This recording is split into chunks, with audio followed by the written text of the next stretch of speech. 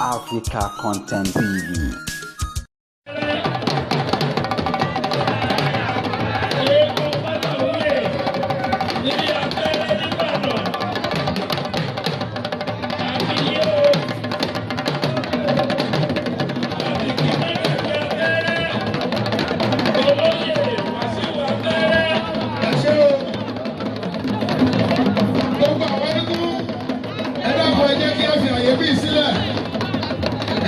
Thank you so much.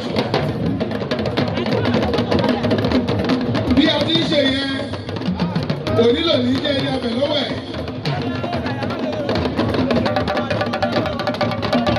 Ẹ ṣé o, ẹ jẹ́ bìlà, ẹ jẹ́ fi ojú bí sílẹ̀.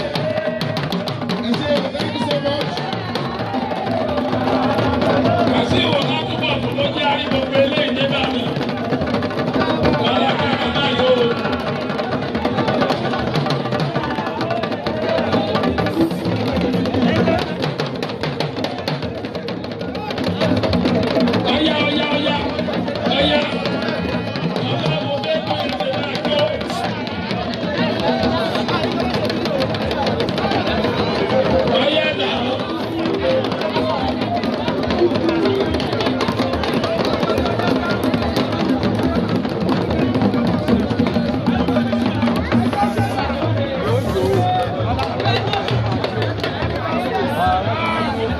Wọ́n ní àbílà fún egúngún yẹn, ó kutu ọwọ́ ẹ̀.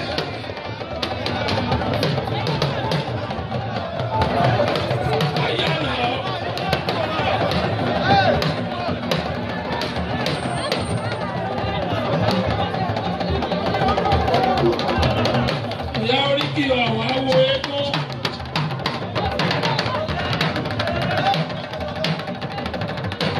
Àgbègbè ajó bàbá òòrè lẹ́yìn Ìbàdàn.